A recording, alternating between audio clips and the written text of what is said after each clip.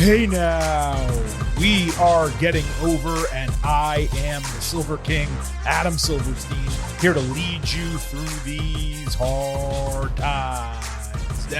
With the latest WWE edition of your favorite professional wrestling podcast. That's right, Getting Over is back once again, and we are here not only to break down everything that happened across Monday Night Raw and Friday Night SmackDown this week. We will also take a brief second look back at WWE Backlash 2026 edition, emanating from Tampa, Florida, this past Saturday. Vintage Chris Vanini is along for the ride, and you will hear from him momentarily. But before we get to that, we got to get to this. And that, of course, is a reminder that Getting Over is all about Defy. So please, folks, stop being marks for yourselves and go back to being a mark for me. Go back to being marks for the Silver King, for Vintage, for Getting Over in its totality. Head over to Apple Podcasts and Spotify. Leave a 5-star rating on Apple. Take a little extra time. Leave a 5-star written review. If you do, we will read it live right here on the show. Also, do not forget to follow us on social media at Getting Overcast on Twitter and Blue Sky. You get episode drops, news, analysis, highlights on YouTube. You can listen to the show. You can watch full-length video interviews. And in the link that you find in our social media profiles, you can join our Slack channel, shop in the WWE shop, subscribe wherever you want to listen to performance-enhancing audio across the board. Find us on social media at Getting Overcast. Vintage, a quick turnaround for us here, a little bit quicker than usual. We taped the WWE Backlash analysis Sunday morning rather than Saturday night as soon as the show goes off the air like we normally do. Silver King had some prior engagements, but I got to tell you, it's been beautiful for me not having to worry about playoff basketball anymore. My New York Knicks swept the Philadelphia 76ers, and that ass clown Joel Embiid in 4 games. We're feet up at home. You are still having to deal with this wrestling NBA head-to-head, Monday nights, Friday nights, etc., with your Detroit Pistons struggling with the Cleveland Cavaliers. Are you convinced the Stones will be facing my Knicks in the next round? I mean, if I had to guess, yeah, I didn't watch Raw live because of that. I was at a sports bar with a friend watching that game and caught up on Raw and bits and pieces afterward. But yeah, like I was thinking, because if we get to that, we may have to put something on the line again. The Pistons Knicks last year kind of like snuck up on us, and then it did. It ended before we could like really get into it. But if the Pistons and Cavs go to Game 7, that would be Sunday. So by the next time we are doing a full pod together, we will know if the Pistons and Knicks have a series or not. And when that comes, maybe we figure out putting something on the line again. Yeah. Now I don't really bet on my professional teams or really any of my sports teams because I don't know. There's a jinx aspect of it that bothers me, but we can do something lighthearted, nothing, serious. For me, it hurts more to bet on your team and lose than just to bet on a team and lose. Like I'd rather bet on the Pistons Cavs series than bet on the Pistons Knicks series, if that makes sense. Or bet on the Knicks to lose because then you win either way. Well, yeah, I would never do that, especially not against your sham of a team that we got right now. Although you guys kicked our ass in the regular season, so I shouldn't probably say that. But it would be interesting if we go head to head in the Eastern Conference Finals. It would be cool. I think last year was not indicative of what Detroit is this year, nor what New York is this year. I think we're much, much, much better in both cases. Yeah. And I do still think you guys will win that series, but it's going to be interesting. It's a lot tougher and closer than I expected coming out of last night. I only watched it on the second screen, of course. You got to watch the whole thing. Yeah, we will see. Going back to Detroit, still got a home court advantage.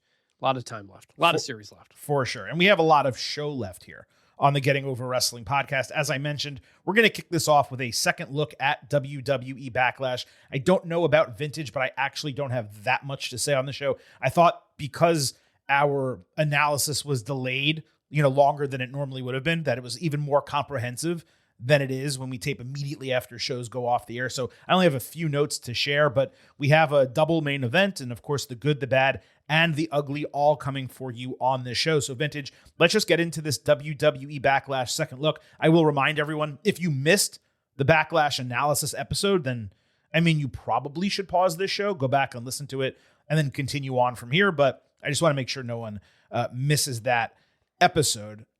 do you believe, like I do? I was thinking about this coming out of Backlash and preparing the show.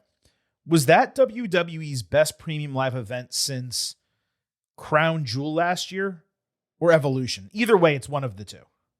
Probably, just in terms of there weren't really any weak spots. I mean, if you were to take, it's like always like with WrestleMania. Well, if you take the best 5 matches from Mania, I'd probably take that, but you have to take the good with the bad as a whole. You do. And they didn't miss on anything, I don't think, on the show. I'm just going back to that Crown Jewel. It was Seth Rollins, Cody Rhodes in the main event. Incredible main event. Obviously, Seth got hurt, but the match was great. It was Rio against the Kabuki Warriors, ironically. John Cena, AJ Styles, the epic match. Stephanie Vaquer and Tiffany Stratton was okay. And then Bronson Reed, Roman Reigns, where Bronson beat Roman. Like that after Evolution. So it was Evolution for me, then Crown Jewel. And I think I said this going into WrestleMania. WWE has not put on what I would consider a great premium live event since that Crown Jewel. This to me was the closest to that. And this paled to that, but it was the closest since.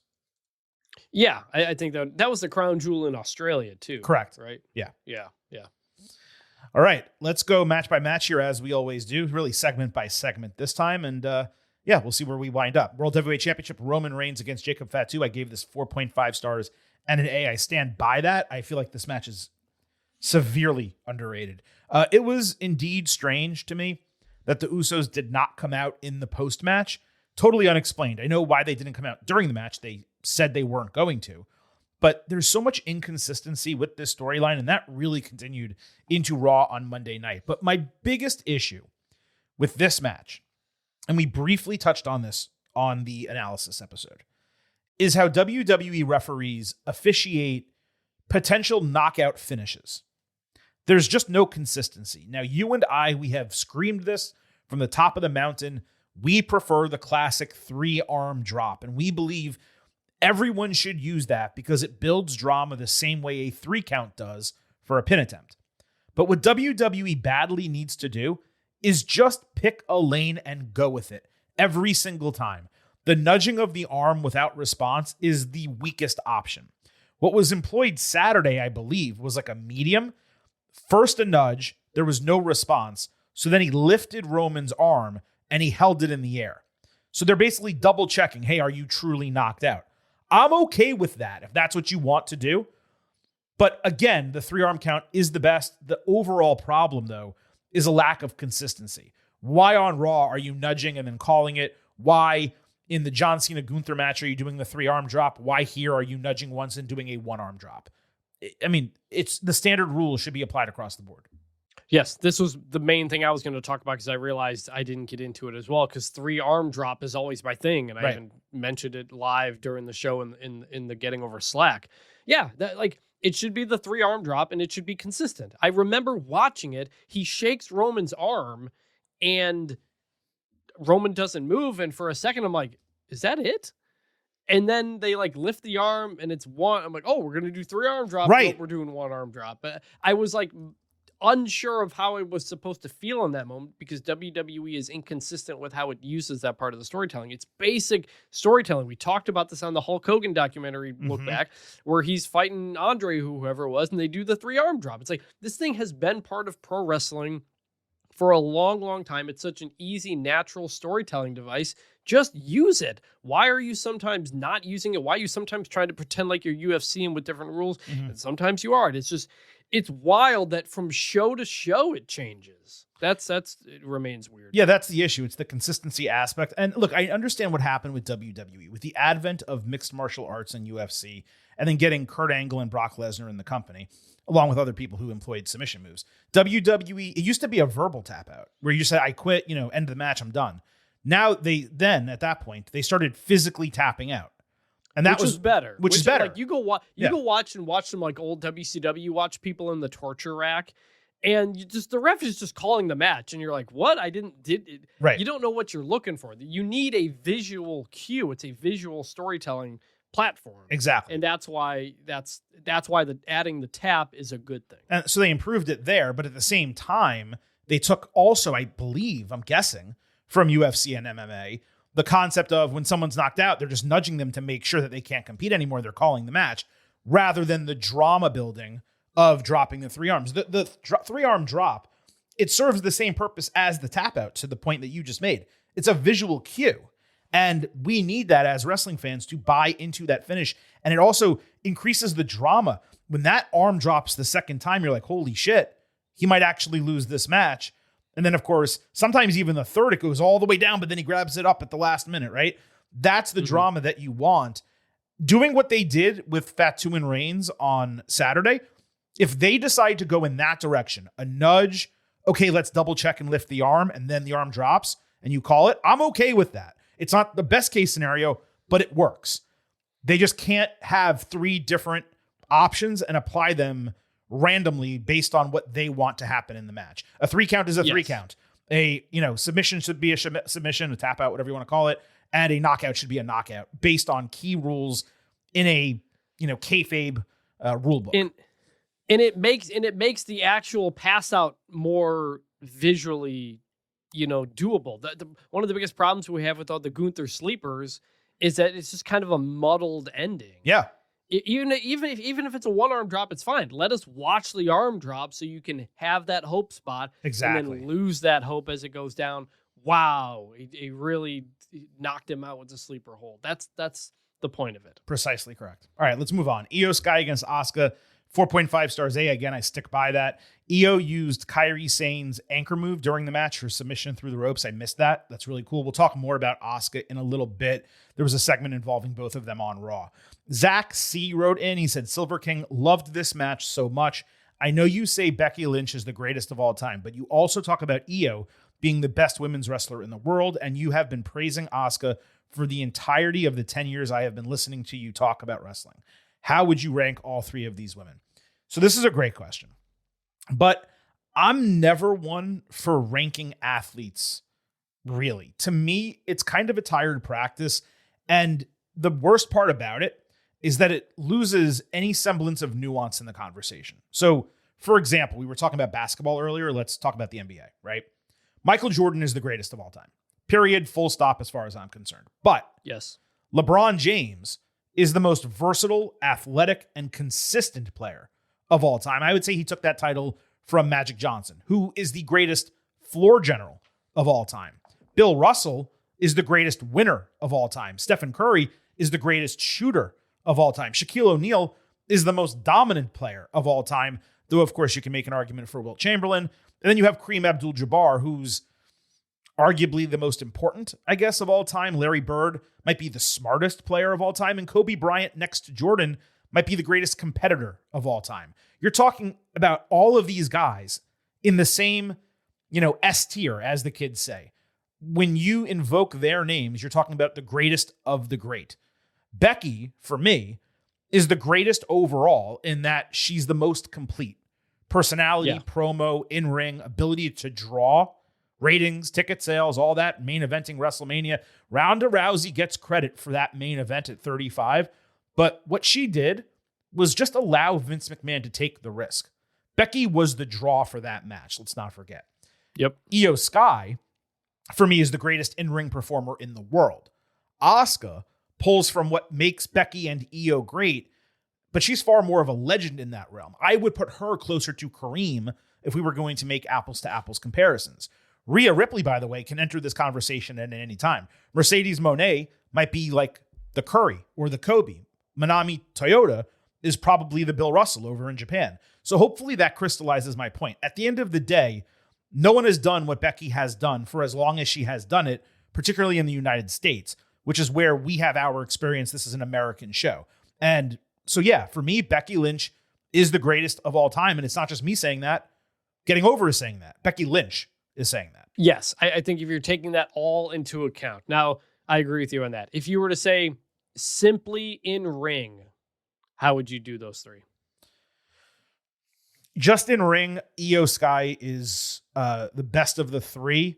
It's close between her and Asuka, though. I mean, both of them are far better in ring than Becky. And I think Becky's a great wrestler, bell to bell. I think I would go they're both better. Asuka, but Asuka obviously doesn't have the high-flying stuff that Io does, so maybe Io's just got kind of more in the toolbox. But I feel like Asuka just, I don't know, like is a bit more she's more fluid in what she does while Io does more.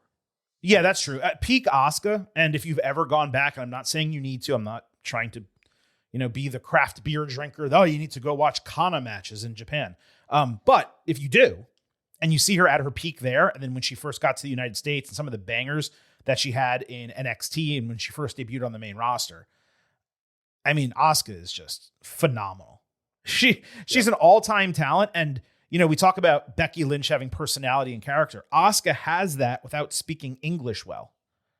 I mean, she's one of the greatest heels from a female wrestler that WWE's had in quite some time, and she's one of the greatest personalities, maybe the greatest, you could even argue, personality that a female wrestler has displayed in WWE over her career. Like she's an all-timer. She's a first ballot Hall of Famer. She is someone who should get the AJ Styles treatment if and when she does decide to retire, which it does not seem like has happened this year. Let's be very clear about that. Yes, and we'll get into that a little bit later too. We will. Seth Rollins, Braun Breaker, 4 stars, A-. It's a shame this match was not a little bit tighter because it was booked perfectly. I loved that Rollins was a smart babyface, experienced group leader, knowing the end of match dynamics and being prepared to thwart them, even if he was unable to get the win. I just loved the way that this was put together. But, I'm going to play something from the post show in a moment after you have an opportunity to give your opinion. What we said about Rollins immediately after the match, like, dude, you are not 29 anymore. You need to alter your moveset and become more of a second half of the career Shawn Michaels than first half of the career Shawn Michaels. When I watched that match back, I was like, yeah, we were spot effing on with that analysis. It is not that he's not great. He is still great. He's a terrific performer. Love watching him wrestle. He's just got to alter his moveset. Yeah. Look, he's been banged up a lot and just he's still very, very good. It's just it makes things harder. You don't want to get hurt. Back in the day, the sunset flip off the top rope is what, messed up his knee the first time when he was the champion for the first time. He's gone through a lot of surgeries now. So just change it up. And we obviously fully believe in his ability to make that work. Also, some of the moves he quote unquote botched in this match, like he executed them at WrestleMania. He executed them at Crown Jewel against Cody Rhodes. He's executed them in prior matches against more athletic competitors inside of the last 12 months. So how about we also take into perspective, this is the guy's second wrestling match in 7 months, and he's doing it against a relative neophyte, and he still put on a great match.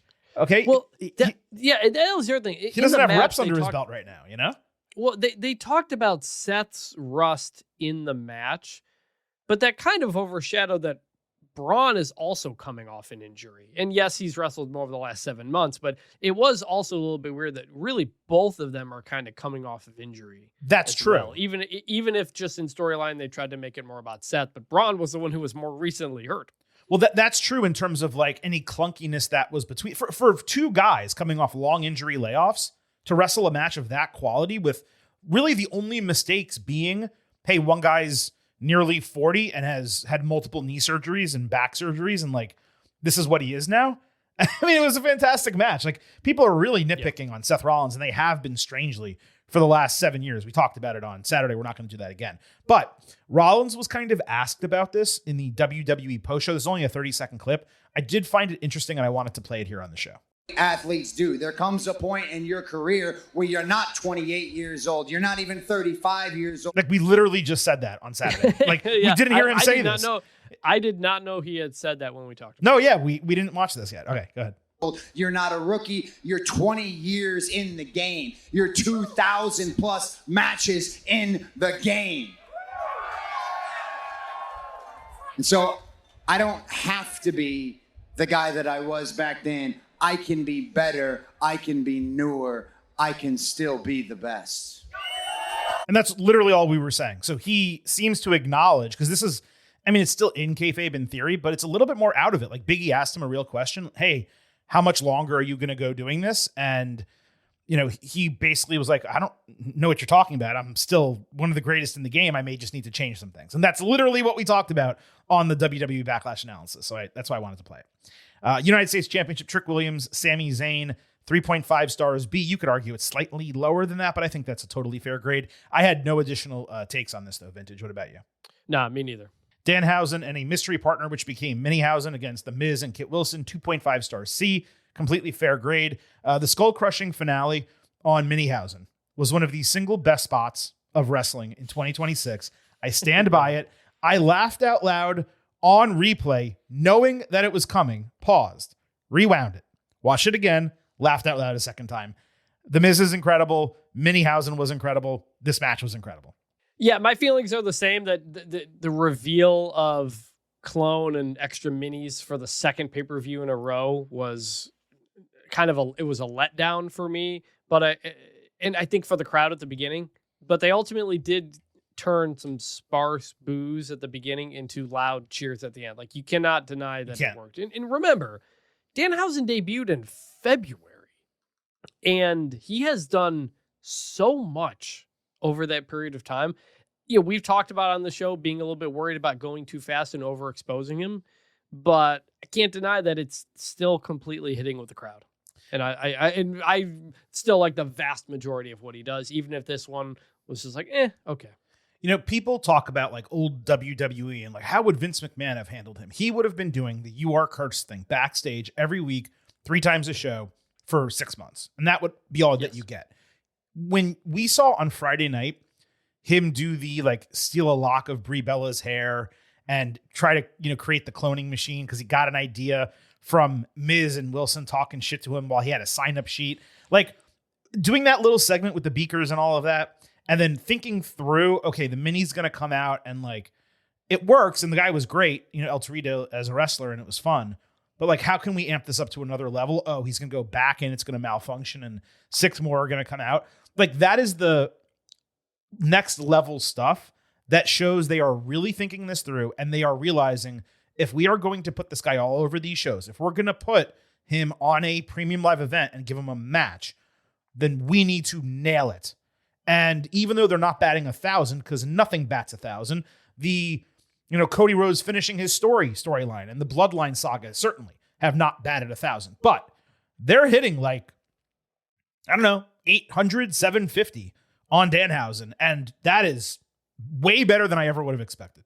Yes. Honestly, I think what they did here is what maybe they should have done at WrestleMania. Like, I do think what they did here was more fun and more interesting. Mm-hmm. And one other thing, Cole also called it the Danhausen Mobile. It shouldn't be called that again. It should be called the Mobilehausen. That's his whole thing. You put Hausen at the end of it. You don't add something else to it. You're right about that. The Carhausen or whatever. Yeah, I mean, you're right about that. I think they're trying to go with the concept of Batmobile. They are. But Dan, I'm just saying, because Dan you're right. has a thing where he adds a suffix onto everything. Yeah. So just do that. It shouldn't be mobile. Yeah, it should be, to your point. Mobile housing. Carhausen, like Truckhausen, something like that. Like, yeah, you're right. I mean, you're right. I don't know what it would be, though. But yeah. And by the way, I'd be absolutely floored if whatever action figure he has coming out or, whatever, does not include the Mobilehausen or whatever we want to call it. I would assume that you're going to see that. And maybe even like 6 minis along with him, like a superset. They're going to make so much effing money off his action figures. All right, let's also talk John Cena Classic, which was the final segment on the show. There was no further explanation or really a mention about it on Monday Night Raw. And we do not need to spend that much more time discussing this. I do want to point out, anyone sitting out there suggesting that this was unclear or that WWE threw this on TV without a plan for what it's going to be, they're literally just lying to you. Cena was specific in the formatting. It's not a tournament. I've seen people call it a tournament. Nowhere did they state that. It's going to follow the setup of his last show with main roster superstars against NXT talent. And the lone caveat is that someone is going to get the equivalent of a performance bonus, win or lose at the end. The only issue really is calling it a championship. But again, Vintage, we've already gone over that.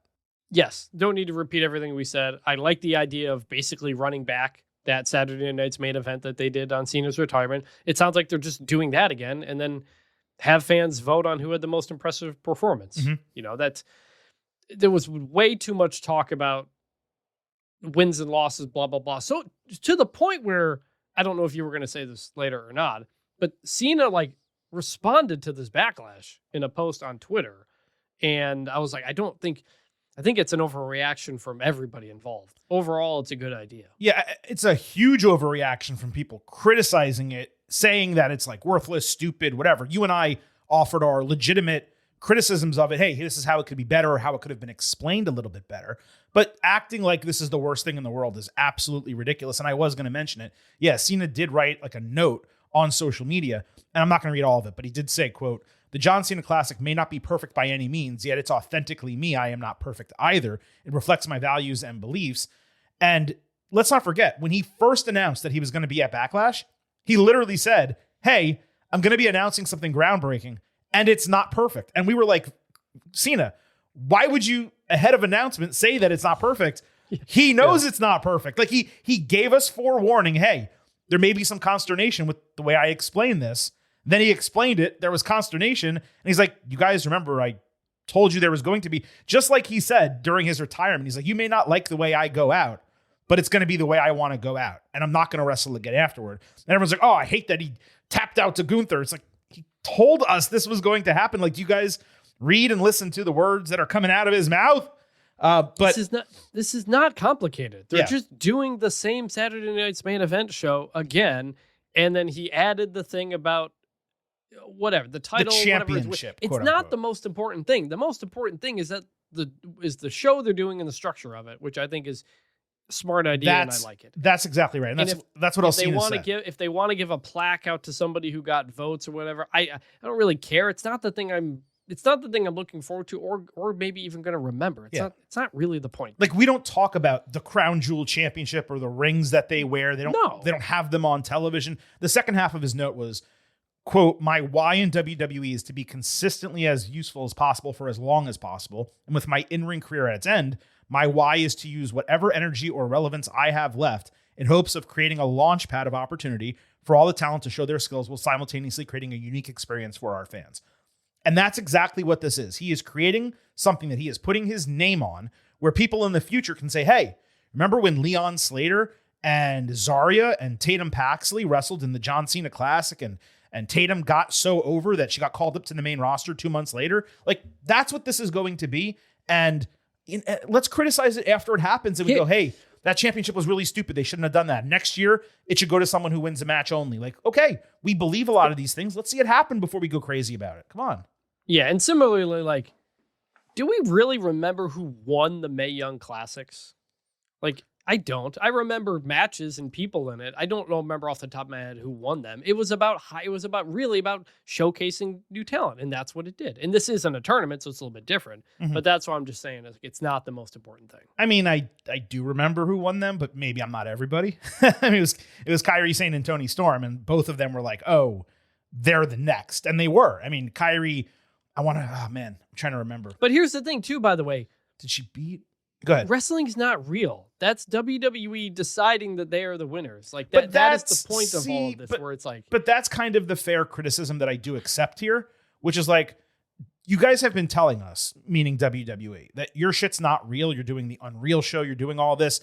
And now this is what people were saying, quote unquote, you're going to run a tournament, but you're just going to pick a winner who doesn't even have to win the tournament. Again, it's not a tournament. It's not a tournament. Right. It wouldn't even make sense as a tournament. I think I don't know if this is correct, so I might be speaking out of school a bit, but I know UFC at the end of its numbered events, they definitely do like a fight of the night, and they give a bonus to whoever had the best match on the card, basically. That's right, they do. I think they also might have performance of the night or something. And I can check, and let me bring this back on the next episode. I know this because there's some athlete I looked up recently who played college football who then went into UFC, had a short career, but he won one of those awards, Fight of the Night. And that's like under his accomplishments. So maybe that's a good way to compare it too. Yeah, while you were talking, I was able to look it up and confirm. So the performance of the night in UFC goes to the winner of a match, but Fight of the Night goes to both fighters, the winner and the loser. And I think that's probably the better way for WWE to do it. Like, they call it Performance of the Night or the HLR Award, Hustle, Loyalty, Respect Award, and it goes to whichever match stands out. So that way a main roster superstar and an NXT talent both get praised, rather than just, hey, someone who loses but fans love.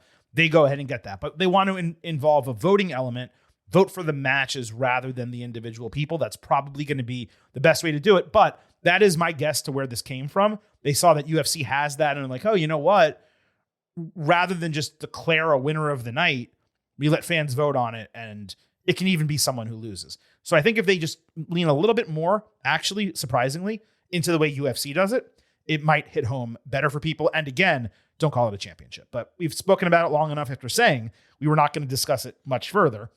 Wrapping up from WWE Backlash, we both came in with 88 B pluses as our expectation grades.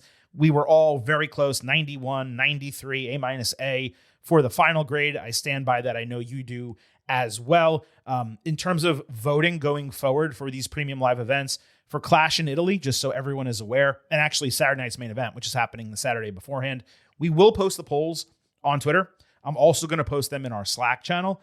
And I'm just going to see if it was like an aberration for Backlash. They were decent for WrestleMania, but we really did not get many responses for Backlash. I'm going to see if it's an aberration. If it turns out to be a consistent issue now with Twitter polling, then we're just going to do it in our Slack channel. So I'll remind all of you, you can sign up for free. It is a great community. Everyone loves talking wrestling, WWE, AEW. There's a Hey Now channel. There's a spoilers channel. There's an off-topic channel. The link is in our social media profiles at Getting Overcast. Make sure to sign up, join the conversation. Vintage is in there all the time. Silver King involves himself as well. So we would love to hear from all of you. And you know what? I'll also take this opportunity to remind you that here at Getting Over, I happen to love the number 5. hope you do as well. For $5 a month, $50 for the entire year, you can become an official Getting Overhead. Just visit buymeacoffee.com/gettingover, sign up. You'll get bonus audio, the fastest 5 minutes in professional wrestling, instant reactions to every major show, and exclusive news analysis posts every week. Please support us. Get some additional content. Help us keep the lights on as we deliver performance-enhancing audio to your ear holes. Buymeacoffee.com/gettingover. Vintage, the main event, and the good, the bad, and the ugly. Both of those are coming up. But I'm afraid I've got some news. Super quick news segment this week. The main item is that WWE announced 2 unique television dates. The first is a SmackDown being held after a Raw in London. A Raw, by the way, that's not selling so well due to pricing, but it's a SmackDown being taped on Tuesday so that WWE does not have to be in Saudi Arabia longer than the single Night of Champions show. This move speaks volumes as far as I am concerned. They realize there's an enhanced danger to be there. Otherwise, they would simply do the show the night before, as they always have. Instead, they are limiting their time in the country. I also remember back to the Royal Rumble this year. That go-home SmackDown was sparsely populated, and it was not a great show, all things considered. So I'm wondering if they're starting to think, hey, you know what? That SmackDown doesn't make a lot of sense. Maybe if we do stay, we only stay for Raw going forward. Now, look, I'm sure this is ultimately going to be safe, both because they're going to be in a city center and because of the political connections. But again, not wanting to be there for even 24 more hours than you need to be, to me, that speaks volumes. 100%. And we talked about this a couple weeks ago, I think, when this topic came up. It makes sense. Obviously, we have been outspoken on the show that we don't like them doing the Saudi Arabia stuff, but especially with what's going on right now. So you figured they're going to do it in and out to try to be as safe as possible. We were curious what they would do at SmackDown. This ultimately makes the most sense. And it's what it used to be back in the day. They'd film SmackDown on Tuesday, air it Thursday or Friday. So a little bit of a throwback. And by the way, for those wondering, like, hey, is the WWE deal going to go away because Saudi Arabia's public investment fund is no longer going to want to put on these events because the PIF pulled out of Live Golf? I cannot explain to you guys how completely divergent the two are from each other. Live Golf, they were sinking and losing. They were sinking in hundreds of millions of dollars a year, maybe billions of dollars a year, and losing $500 million a year on that venture. That was something they wholly basically owned and supported financially. This is them paying for an event to come to their country. It's completely different. Now, the deal, I believe, is actually running out sooner than later, maybe end of 2027 or middle of 2027, I want to say. So they are going to have to renew it. WWE certainly is going to want to command more money. They'll probably also have to guarantee more major events there. But my understanding, speaking to parties who are, let's say, have knowledge of the situation is the best way I can explain it, they don't believe that this relationship is ending anytime soon. Just want to put that out there. WWE will also be doing a double taping of Raw and SmackDown together on June 30th in Pittsburgh. That way wrestlers can get time off for the July 4th weekend. We obviously love that. I wanted to note it because that's going to be the first 2-hour SmackDown taking us through the end of the year. So that is when that time will change. Lastly, Vintage, in terms of television this week, not only was Knoxville a predictably awful crowd on Monday night, it's the home of the shitty Tennessee Volunteers. What would you expect? WWE struggled in parts, giving them much to get juiced up about with some of the, I would say, most illogical booking since that episode before WrestleMania that made Nick Aldis look like the worst and dumbest general manager in wrestling history. I'm not even saying Raw was a bad show. Far from it. There were a variety of solid matches and segments, but there were so many logic gaps for a post-PLE show. I was frequently stunned by what I was watching. Meanwhile, the go-home SmackDown in Jacksonville, I thought it was actually improved from the last few weeks. The crowd was locked in Friday night. Strange switch up. What I don't understand is why WWE is choosing to run a college town in the South during the final week of the school year coming off a PLE. Like, it was a bottom 5 crowd of the year for either major American promotion, maybe bottom 3. I just thought they were dreadful. I watched Raw in pieces, like I said, so I can't really comment on the crowd, but I thought Raw was okay. I thought SmackDown was pretty good. Probably one of their better go-home SmackDowns that they've done. But most of the show was about the go-home Backlash, which we've already talked about. Yes. Yeah. We've covered 3 of the 4 major segments already from SmackDown, and I'm glad you mentioned that. All of it is on the WWE Backlash Instant Analysis podcast. Make sure you listen to that. But right now, we are going to begin our breakdown of everything that happened across Raw and SmackDown, and we're kicking it off, as we always do, by sliding into the main event. This is the main event. One huge item from Raw and SmackDown each. We're going to start with Raw because it was certainly more notable coming out of Backlash. When Roman Reigns entered the arena at the opening of the show Monday night, Adam Pearce approached him saying Jacob Fatu does not deserve to be in WWE anymore after what he did at Backlash. Reigns said he agrees with that decision, but he cannot be fired until Jacob properly acknowledges him. Then he once again walked into an OTC dressing room, not a bloodline room, which again does not fit the concept of how their group is supposed to be aligned now. Last week it said Roman Reigns on the door. This week it said OTC. Neither of them have said bloodline, but it used to be bloodline when Jimmy and Jay were clearly below Roman. Now he sees them as equals, but they don't have a locker room together. Details, please. That's all we're asking for. Jimmy then entered Roman's locker room, dapping up his cousin, informing him that Jay was in the parking lot waiting for Jacob. And by the way, he stood there for pretty much 3 hours. Reigns asked why he was out there. Jimmy said Roman won their war and he should leave well enough alone. But Reigns reminded that they signed a contract and Fatu needs to show respect within his home family. If not, no one outside of the family would have any reason to respect or acknowledge them. Reigns basically indicated that Fatu's acknowledgement would prevent him from getting fired. It would allow him to remain with WWE. Jimmy then found Jay in the parking lot saying their talk did not go well. Roman was delusional, thinking Jacob would acknowledge him. Jimmy talked about the family business becoming a burden, but Jay said it's the entire reason they're where they are. It was really nice the brothers are regularly at odds in this way. Their personalities, motivations, and perspectives, they're clashing on a weekly basis, and that's great. However, the second of these 3 segments, the one in the middle with Jimmy talking to Roman, was convoluted from the standpoint that Roman first seemed to say that Jacob was contractually obligated to acknowledge him, even though that was never a match stipulation. Reigns said Fatu would do that during the contract signing, but again, it was not a stipulation. Then in the same breath, he said Jacob needed to do that to prevent being fired.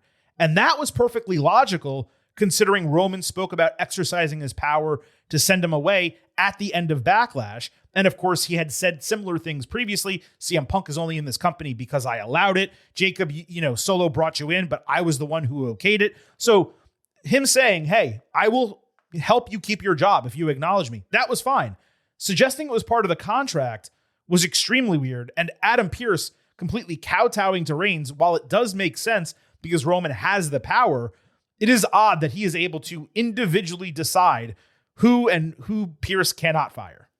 Well, I also think it's weird to even want to fire Jacob in the first place. Like, what? Of the things that have been done to wrestlers even in 2026, a post-match attack with the Tongan death grip it's not high on that list to me. Like, that was the one part I was having issue with as well. Like, the idea of Roman saving his job, I actually do understand that, even if it wasn't part of the contract. Mm-hmm. But I was just like, I couldn't wrap myself around the Jacob's going to get fired for that.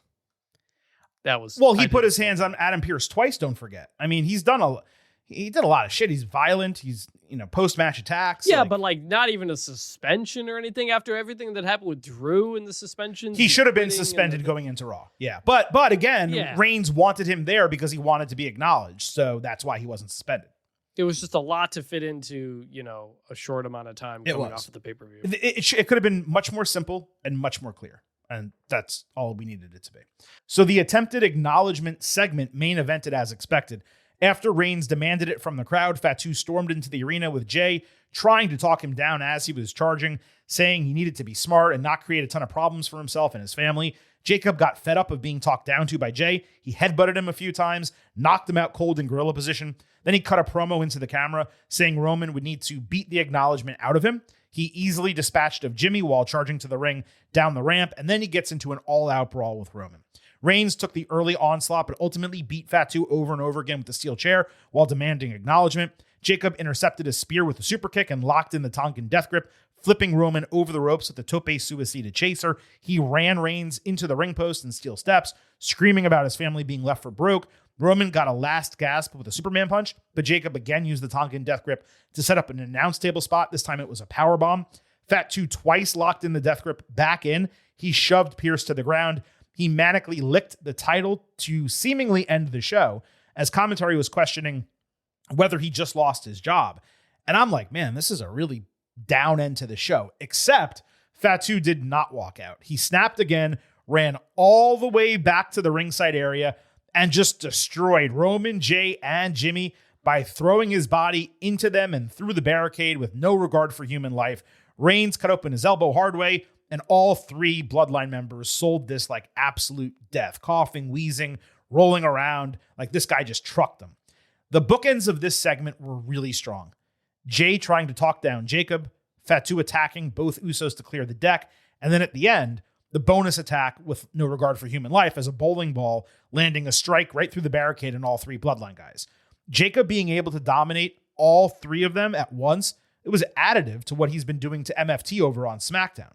But the middle portion, the brawl, that felt like copy-paste, both from the pre-Backlash segments they had and the Backlash match. I'd have liked to have seen Roman shove the mic in Jacob's face, demanding acknowledgement, kind of like in an I Quit match, only for that to give Fatu a second wind, or for Jacob to like tie up Roman and completely wail on him so the attack was more devastating and different from what we've already seen. If I was grading this, I'd basically give it like a B+ for something that could have been an A with a little bit more creativity, especially coming out of a knockdown, drag-out match 48 hours earlier. That said, there's still 2 more Raws until Clash in Italy, so they probably didn't want to put too much out there on Monday alone, and I get that. And what deserves true universal praise should be the way that Reigns is selling for his cousin and putting him over. Roman has not worked and sold like this for anyone in a long, long time. And I was thinking back on it. I don't know that he's ever sold for someone like that to this degree. Yeah, I mean, that was my first big takeaway from this, is just continuing to completely put Jacob over as much as possible. I loved this fight at the end. Like, I thought this was all great. It was properly, vicious. And then running through everybody in the barricade at the end of the show, that might be the coolest barricade run we've ever had. Like, everybody usually kind of does the same thing where it's like a spear through it. But to like turn his back and go kind of like back first into it and just create this explosion with all these people, I thought that looked so freaking cool. Yeah, I agree. I mean, it was, for all the dominance we've seen from him with Bloodline and MFT, that was the single moment where you go, this guy is manic. He is a werewolf. He's going to do whatever is necessary to get this title. Perhaps the best part about all of this is that the Jacob Fatu we are seeing now in WWE is precisely the type of character many thought the company would never allow him to be when he originally signed. It's perhaps the first time that everything he's claimed about himself has come to fruition, from the nicknames to the signature lines, all gas, no brakes, and whatever. And if you think back to the stuff Royce Keys told him on SmackDown, which we discussed again on the Backlash Analysis podcast, it fits together. The question is going to be, what does Keys have to say about this on Friday? Is he going to get involved in this further? Do we get the Usos against Jacob and Royce? That's super interesting if we do. And does he make his way, Royce, over to Raw? Because otherwise, this back and forth for Jacob and the Usos, it just continues happening with like Keys on one show and Reigns on the other, and never the two shall meet. You know what I mean? Yes, that whole thing remains a bit strange, but we'll see. All right, so that was the main storyline from Raw. Over on SmackDown, Nick Aldis backstage acknowledged that Gunther was a member of the Raw roster, but he got cut off mid-thought. An hour later, Paul Heyman looked over a contract and handed it to Gunther, with Aldis acknowledging that it was nice to have him on SmackDown. Cody Rhodes made his entrance as this happened, interrupting Gunther's moment, so he handed the contract back to Heyman, angry over the disrespect. Rhodes basically dared Gunther to look him in his eye, but Heyman came out instead and said he had a contract for a WWE Championship match at the ready. Cody asked whether Paul is Gunther's advocate. Heyman confirmed that he is not. This is simply him completing his favor. Cody Rhodes chants drowned out Paul's promo before he explained the contract was for Clash in Italy, as expected. Fans loudly chanted USA like a bunch of seals. Heyman said his favor was now complete, and Rhodes would have to get the second signature from Gunther. Cody reminded Heyman that Brock Lesnar retired on him, and both Roman Reigns and CM Punk want nothing to do with him, so he asked if he was running out of options. Heyman replied that it's Rhodes who is running out of options, and sooner than later, everyone needs a wise man. Cody noticed Gunther attempting to attack from behind, but he still, despite being briefly locked in a sleeper, he was able to escape that, and he got not one but two mic shots onto his dome. Rhodes screamed at him afterward that he holds the high ground on SmackDown. This was simultaneously a super successful segment and one that lacked logic in a serious way. The successful part, okay, is how WWE has turned Cody back as a full-fledged babyface with universal support, cheers, and chants by putting him not only against a foreign heel, but Heyman, who always gets significant heat. So major respect from the booking side there. Rhodes definitely got his mojo back coming off the strange Randy Orton feud, and he should get that started up again, I think, going into SummerSlam. But if he does, Orton at that point may be able to play a firm heel at that juncture. The confounding part was that first, it seemed like this contract was for a transfer to SmackDown. Then it became for a title match. Needing Heyman to facilitate a trade or transfer, that makes perfect sense.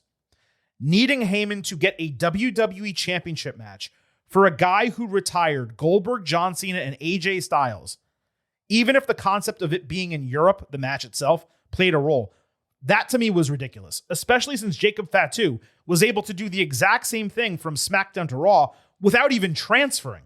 Also, if Gunther is using his Heyman favor on a title match contract, why would he need to be convinced to sign it?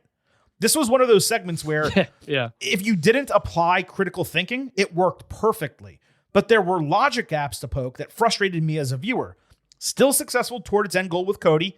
Still successful building Cody and Gunther for Clash in Italy. All of that worked. But can we just ensure that the ties we are making here follow logic and legitimate patterns and they make sense in the grander context of the story? Why is this so difficult? So this is something we bring up a lot on the show. Raw, SmackDown, how do you get on the other show? How does that happen? And so this is their attempt to explain it, but they explained it in a way more complicated way than it needed to be explained. Mm-hmm. And one of my other takeaways from it was, first off, why is Heyman doing this from? Why is this the favor? If it's the favor, why is he unsure about signing it? Doesn't make any sense, like you said. But also, if this is the favor and this is it, what does that mean for our long assumption that we're doing Gunther Brock at SummerSlam? My thought was the favor was going to be Heyman got Gunther Brock together for SummerSlam. Totally. That's the favor is what got CM Punk in the WrestleMania main event a year ago. So if we're explicitly saying this is the favor, it's done, are we not doing Gunther Brock at SummerSlam? Is Brock going to actually retire? So I'm surprised they used the favor here, unless they know they're not going to use it later. Right. Well, so that was 2 points about that. So just because, and we clarify this on the show all the time, just because we assume something or just because we want something doesn't mean it's bad if something else happens and that never comes to fruition, right? correct. Just because we thought the favor was going to be convincing Brock Lesnar to fight a retirement match against Gunther in SummerSlam, at SummerSlam in his hometown of Minneapolis, Minnesota. Just because we thought that's what was going to happen doesn't mean that was ever planned. But I do believe it is entirely plausible that that was the original plan. And Lesnar called an audible and said, I'm retiring. And then WWE said, okay, let's get this favor gone as soon as possible because we don't want this to tie up any creative stuff or have it hanging out there like the person who attacked Jacob Fatu for months and months and months on end without it being resolved. The other option is simply that they came up with the concept of a favor to make that match at WrestleMania make a shred of sense. And then they said, you know what? First opportunity, let's get that favor off the card. And that Brock Lesnar was never a consideration. They just used it with Heyman as the middleman to have Rollins Gunther at WrestleMania make sense. And you know what? Any of those options I'm okay with. If it was supposed to be Lesnar, but he called an audible and they did it here, fine.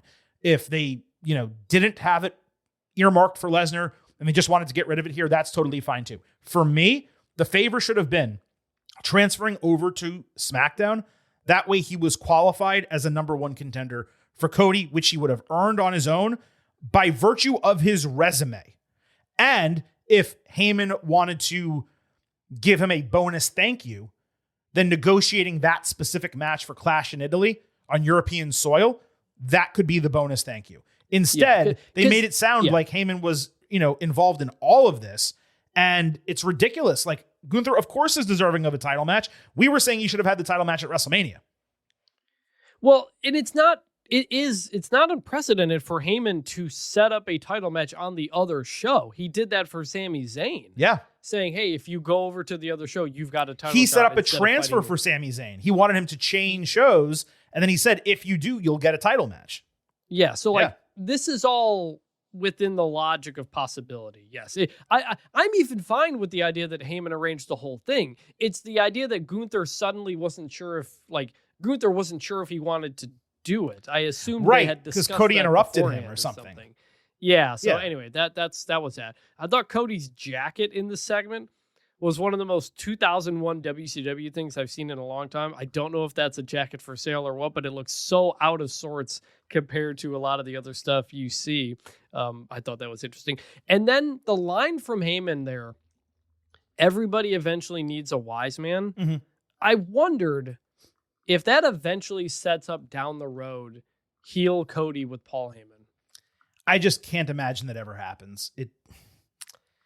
We know that Cody and Paul are very, very close. They are. Heyman and the Rhodes family are very, very close. And if Cody was going to go heel, he'd love to do it with Mr. Heyman, as he says it.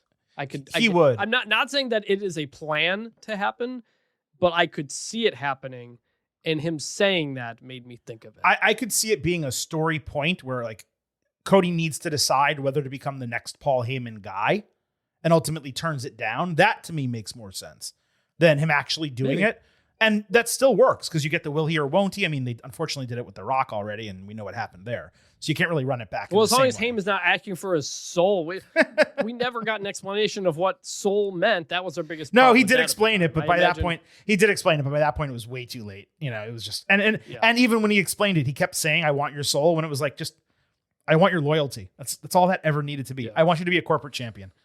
We don't have to relitigate that whole thing again, even though I would love to. Now, this is normally the point of the show when we leave the main event. We get to the good, the bad, and the ugly.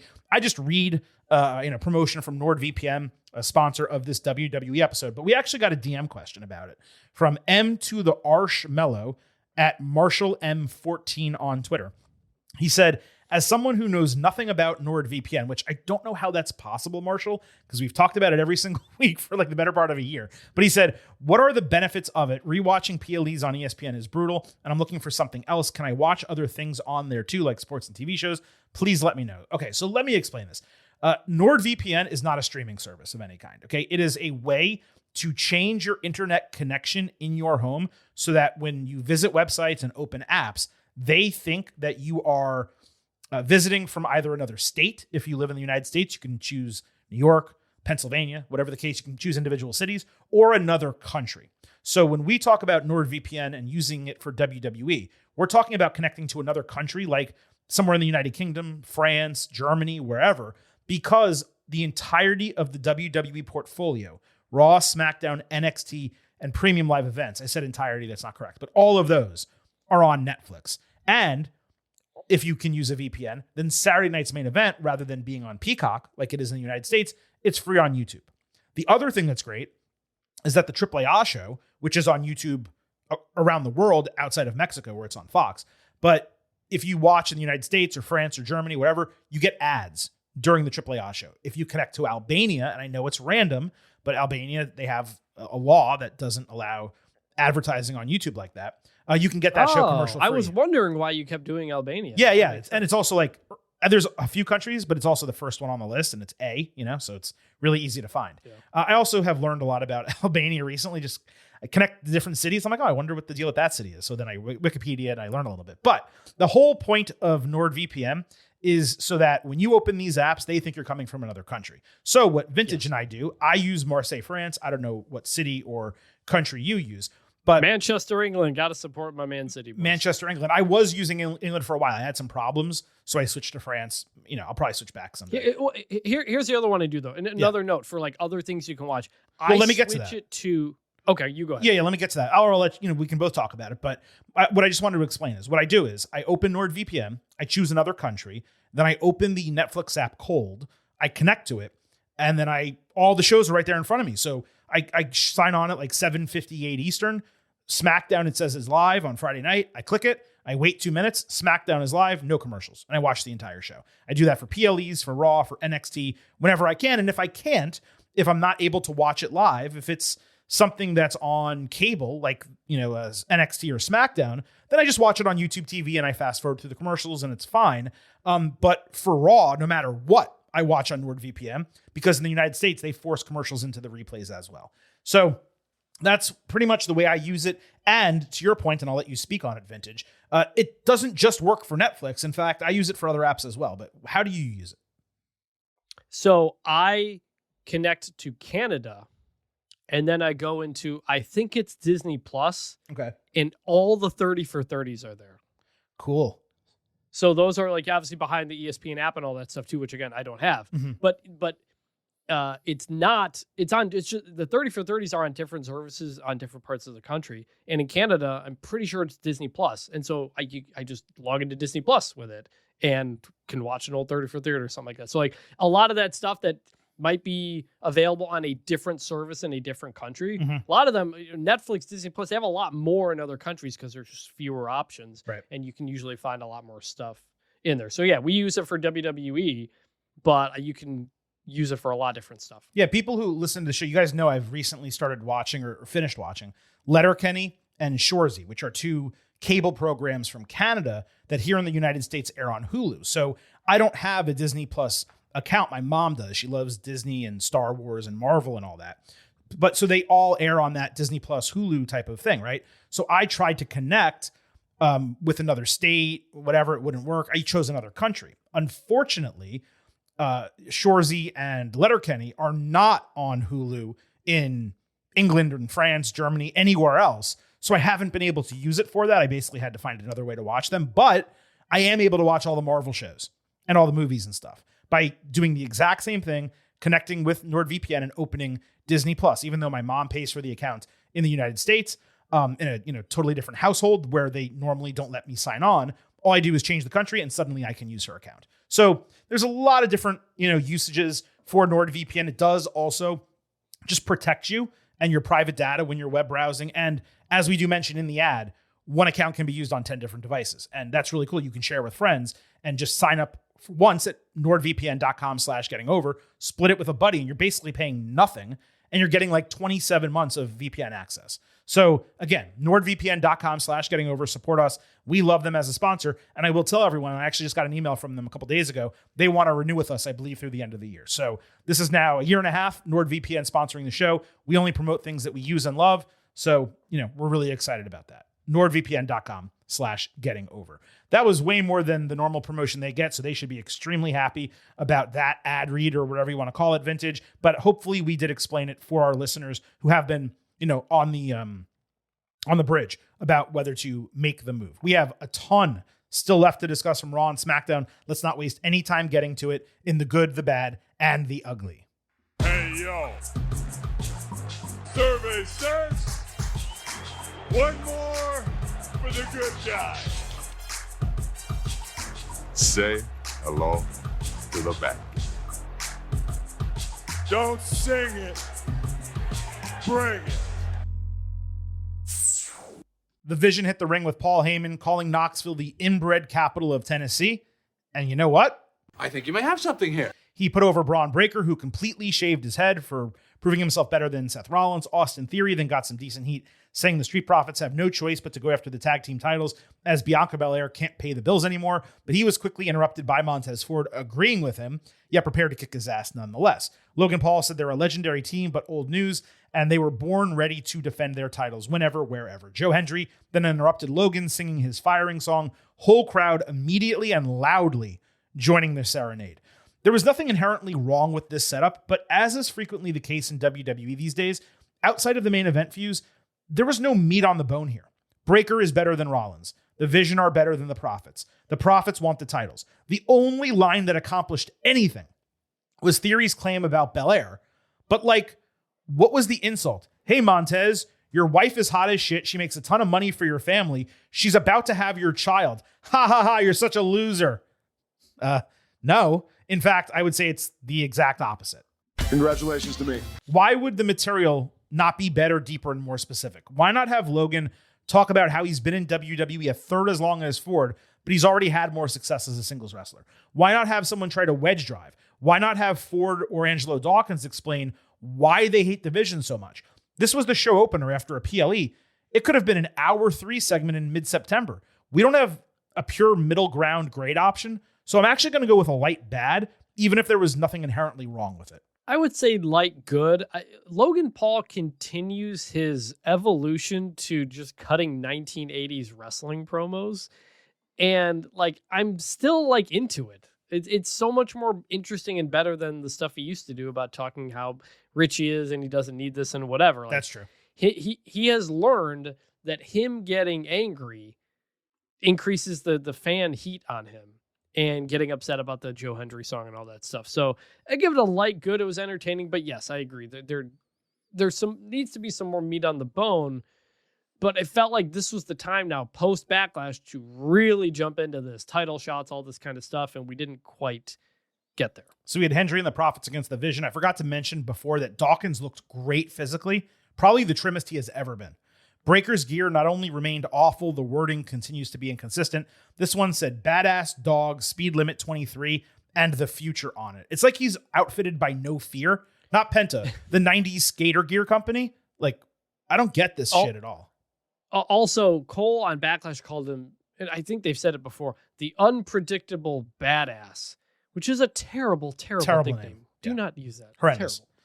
Ford's terrific hot tag and Tope con Hero was the primary highlight. He caught Theory's rolling attempt cold with a power slam. Hendry got dodged into the steel steps, and we saw Breaker call the shot for Theory to distract the referee so he could hit the runaround spear. Instead, Rollins ambushed him, and Dawkins rolled up Theory. Rollins then helped up Dawkins only to dodge a charge from Breaker, who speared Dawkins out of his shoes. Seth superkicked Braun, but Montez rolled into the ring, got into a shoving match with him over the incident. The only negative from this match was the unnecessary roll-up finish when a distraction was already being utilized. Why not have Dawkins hit his big move and get a more significant 1-2-3? It was totally unnecessary protection for Theory, who does not need it and loses matches all the time. The final stanza of this bout hit. The energy picked up massively with Ford getting in the ring. The visual of Breaker calling the play only to get thwarted, that was cool. Best of all was the post-match, though. It continues the intrigue around the Prophet's relationship with Rollins, which could lead to something interesting, and it did continue later in the show. I presumed at the end of this, it would wind up on Saturday night's main event, not Clash in Italy, and that did get proven out. This was good. Yeah, I like that. I like when a babyface doesn't just automatically, take the support of another babyface who was recently a heel. Like there should be some distrust. So I like that. The Prophets got juiced up backstage, learning that they were getting a title match at Saturday night's main event. When Rollins approached and suggested they work together so he can help them with the vision, Ford was immediately frustrated and angry, saying there is no we and they do not have a relationship. Dawkins wanted to hear him out, so Rollins said he was wrong, saying they needed to stay out of each other's way. Ford said Rollins is indeed the greatest of their generation and a revolutionary, but he's also someone who cannot be trusted and someone they don't need to win the titles. Dawkins was more open to it, but he nevertheless followed his partner. Logan was later seriously fired up about Hendry's song, saying he was ready to Van Gogh himself if it didn't stop. As they got into an SUV, Maxine Dupree was shown in the back seat playing on her phone, waiting for Theory, so that is continuing. My only concern with this Rollins-Prophet storyline is that it's going to be too simple. Adversaries to reluctant partners to a trio that works together and helps overcome the vision. What would be far more fresh and interesting is Rollins actually feuding with the Prophets and working against Ford one-on-one, at least for one match before they have to reluctantly come together. But this was a great segment and actually the best out of everything that we covered in this storyline on Raw. Good. That was all good. My concern or my issue, because again, I watched the show out of order, but finding out that the Prophets are getting a title shot, how did we learn that news? Was it just like said on the show? I believe there was a match card shown, and then they were interviewed about it backstage afterward. And I hate this. This is such a it's like maybe a little thing that has become such a problem in WWE, which is title matches getting announced just like off screen or backstage when getting the title shot should be a thing. Like even at the end of that segment in the opener, have Pierce come out and say, "All right, you guys get a title shot," or even beforehand, if they win, they get a title shot. We just do the match and then after the fact decide to throw in a title shot, and it's completely taking away the accomplishment of actively winning the title shot.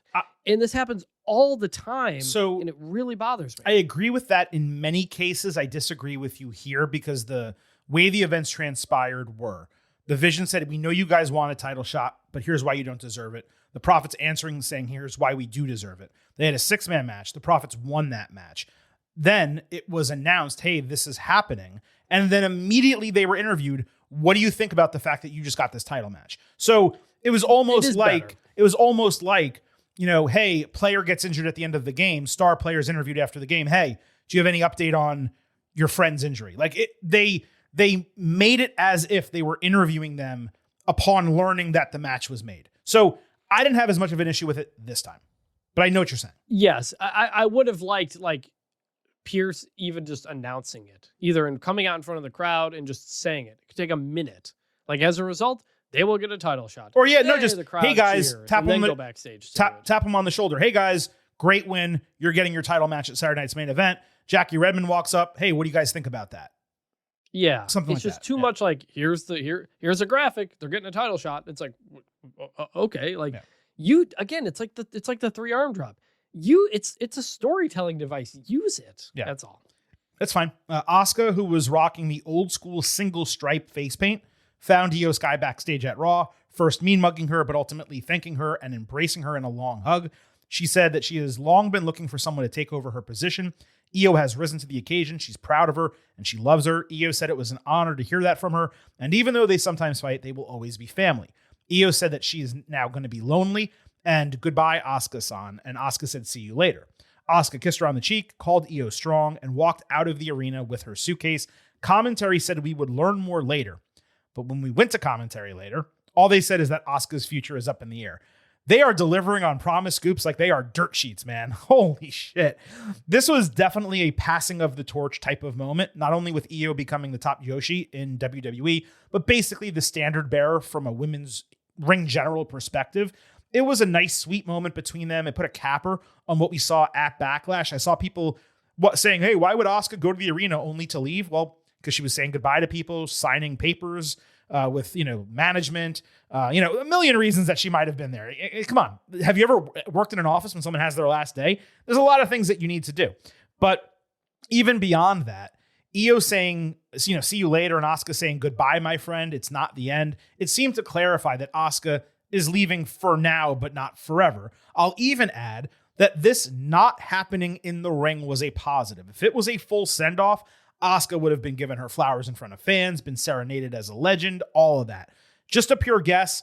This feels like a situation where we don't see her until the Royal Rumble, which is what I talked about on Saturday. You see her in the Rumble, you build the storyline for WrestleMania. She takes a few months off, comes back if that's what she's going to be doing now. There have been reports out there that she's dealing with something personal back in Japan, told WWE she needed an extended absence. WWE said, no problem, we're going to keep you signed. Please let us know when you're ready to come back. That's the way it looked on Saturday. That's certainly the way it looked on Monday. And I loved this segment.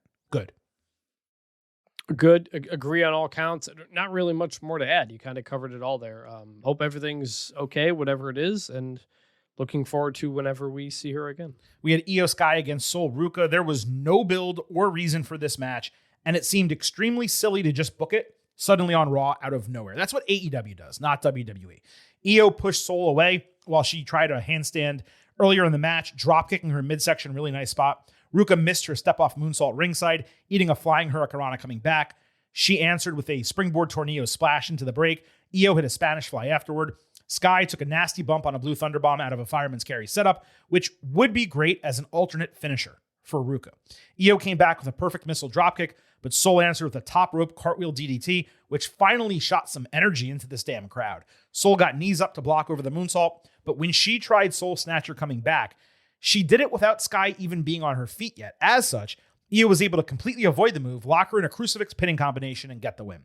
I did not expect a clean finish considering the involvement of Becky Lynch last week, but I was glad it went that way. Io doubled down on beating Asuka at Backlash, and she was happy to raise Sol's arm and put her over in defeat. The match was strong, but there was some tentativeness from both women given they were not familiar with one another, and without house shows, matches like this happen with them just ice cold. People will suggest Ruca somehow botched her finish again.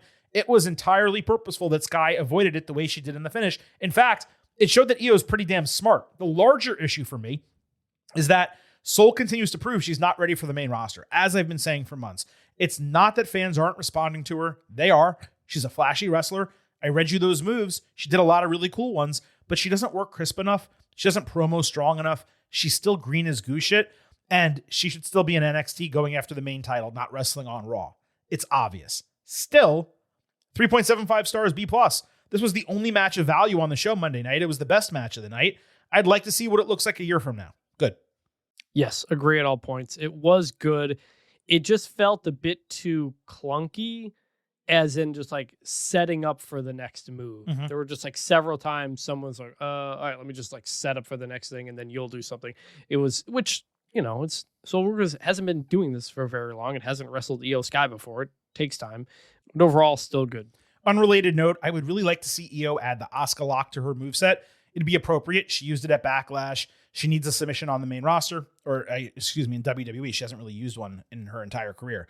I'd love to see her use the Asuka lock, at least while Asuka is gone. Io later put over Sol backstage, calling her the future. But when she turned around, Becky laughed in Sol's face and said the lights were clearly too bright for her. Hopefully, Ruca doesn't just get a title match against Lynch after losing clean to Sky. If anything, Io should be getting a rematch for that title. Sol would need to go a long way to deserving an opportunity without a main roster win at this point, but it was a fun additional segment between them. Brie Bella and Paige were walking backstage when Brie barely avoided a falling ladder with Danhausen zipping past the screen. As I said, he stole a lock of her hair. The champions then hit the ring with Brie basically acknowledging there's a lot of teams in WWE coming after them, but they're up for it. Paige took issue with Judgment Day, calling them a nostalgia tour, saying they've never looked or wrestled this well before in their careers, and they're ready to take them on. Fatal Influence interrupted, getting heat, but still by far the least of their 3 appearances. JC Jane said they're worried about the wrong ones. Fallon Henley stumbled a bit, but recovered, saying part of taking over SmackDown is stealing those titles. Laney Reed then just put over Jane. Irresistible Forces, who just lost a title match last week. They refused to let Influence jump them in line. They just lost a title match last week. Lash Legend got whooped that trick chance. Nia called Influence knockoff Mean Girls, but then attacked and laid out the champions instead while staring down Influence. I actually did not have that much of an issue with this. Every team should want the titles, as long as the forces don't get a shot without earning it, or at least until a few more teams do get a shot. They can say they want one as much as they want. Influence being involved across the whole division is a positive. Paige and Brie did well enough. And credit to Nia's quick thinking, turning all that whoop that trick stuff into calling the women in the ring tricks. I thought that was very smart by her. This was good. It was good. On that whoop that trick point, is that a problem? Are we worried this is going to become a problem where she starts just getting chants for her fiance and not for her? I don't believe it's a problem yet. The other time it happened, they were together, I believe, if memory serves, on the post show at WrestleMania. And they got those chants and they loved it and played into it. WWE has not strayed from acknowledging them as a couple. Trick even mentioned in a promo, I want to say the Go Home to Backlash, something about her. Yeah. It was about that he gets that ass whenever he wants. Right. So if they're going to play into it and acknowledge it on screen, then the chants are going to come. The only issue is if they just completely overshadow her accomplishments. To this point, they have not. So. No, but if what happened on this show continues, that becomes a problem, I think. I would agree. I hope that doesn't happen. I think Lash Legend is extremely talented in her own right. They've been doing a great job with the Irresistible Forces. Let's cheer Lash for Lash too. That's all. And then the other part, which is gonna be my same thing for the next Brie and Paige thing. Paige is the bigger star. Yeah. Of the two to the WWE fans. She should be leading this thing.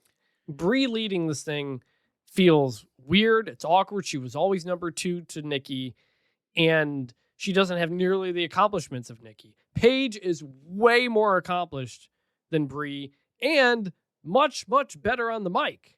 So, Paige is back and it's great, but it feels like she's here to be second fiddle to Brie when I'd rather her be getting the focus, even if it's in a tag team. She came back. She was the moment of that match at WrestleMania. Let's get the attention on Paige and less so on Brie, who doesn't need it. And I think the ceiling is obviously just so much lower. This was stark on Monday night, more so than Friday. So we'll talk about that in a moment. But I completely agree. Paige is the better wrestler. She's the better promo. She's the better character. She's also younger and likely to be around longer than Brie. So every reason in the world, the focus should be on Paige. It's not that dissimilar from what sometimes happens with Charlotte Flair and Alexa Bliss. They go to the ring for a promo. In WWE's mind, Charlotte needs to speak because she's the bigger star, when in reality, Bliss is 100 times a promo that Charlotte is. Well, she is. She's so much better and more natural on the mic. Yes. Bliss should be speaking Charlotte's most of the time. Charlotte's like a 15-time champion. Brie has this tag team championship and some twin magic moments. No, of course. I'm just saying Charlotte is at least accomplished. I'm just saying when you have a team and in that team you have a great talker, that's the person who needs to talk. And Paige has been a good promo her entire career. Brie has been a bad promo her entire career. And it's insane that they let Brie speak more than Paige. But we'll talk more about that in a second. Rhea Ripley, Alexa Bliss, and Charlotte Flair fought Fatal Influence. Ripley backstage acknowledged that Influence successfully made an impression on SmackDown, but they chose the wrong ones to cross. Flair ridiculously took exception to Ripley's phrasing. Rhea said we. Charlotte acted as if she said I. So Bliss had to get between them to mediate. She made Charlotte completely break and laugh, telling her to stop flexing. That was fun, but Flair was ridiculously robotic here. When Ripley entered first for the match, she did a long stare down with Legend, who was exiting from the prior segment. Rhea dominated on a hot tag, hit a couple awesome drop kicks. Charlotte then got a tag, hitting her dumb cartwheel lariat, followed by a double natural selection. Influence countered a stereo repeat attempt with super kicks. Bliss countered rolling encore into Sister Abigail, but Jane escaped it. Henley distracted the referee late as Jade Cargill returned to pull Rhea off the ring apron headfirst into the steel steps. Jane immediately landed rolling encore on Bliss for the heel victory. Jade then slid into the ring behind the heels. They were happy to give her this, space. Cargill taunted Bliss, but when Flair tried to save her, Meechin and B-Fab attacked. Ripley saved, only to get her head booted off by Cargill. And it was a hell of a sell by Rhea on that boot. The thing about Jade's trio is they actually look great together, even if their alignment was clunky a couple months ago. The fans struggled to care about them in the ring, even though for some reason they get heat on the mic. And them showing up here completely snuffed the energy out of what was a great match until that point. Solid work from all six. the perfect result with not only Influence winning, but Jane specifically pinning Bliss. She now has wins over each member of that team, and she took Rhea deep in her debut match. My only wish is that we had gotten more from Henley, who WWE badly needs to platform as the firm number 2 in this group. I believe she actually got some crowd chants during this match. Going back to Rhea and Jade may not be the best move. I'm at least interested to see where it goes, especially with the babyface alignment. Good. Yes, good on all accounts for all of that. Yeah, I agree. Like, again, the women's tag division, like, it's got numbers and interesting things going on, and teams again. It's a shame the men don't, but they've done a good job kind of starting to kind of reload women's tag a bit and make it interesting. They are. They just got to get the titles off Brie and Paige, and when they do, I think it's going to start rolling again. So Brie and Paige on Raw called out Judgment Day given their challenge from last week. Roxanne Perez put them over as once great wrestlers who are no longer young or relevant. This despite the fact that Paige is, I want to say, 2 years younger than her partner Raquel Rodriguez. I'll double check. I'll double check when you're giving your take here. Roxy recalled Brie saying that she could carry on the Bella legacy, but that was clearly setting the bar too low. Brie responded saying she wanted better for Roxy than being a footnote for the Judgment's Day. How the hell she got the possession wrong on that name, I have no idea. She is such a bad promo. Then Brie said the only person more disappointed in her is Roxy's mom.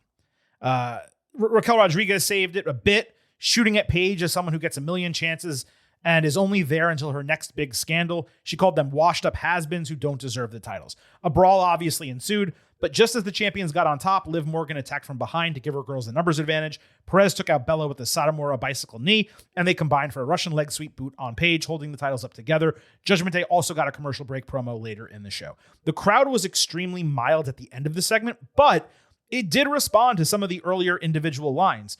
Brie speaking instead of Paige does not make a shred of sense when the latter is far better on the mic. This is what we just talked about. Raquel was surprisingly the best of the ones who did speak.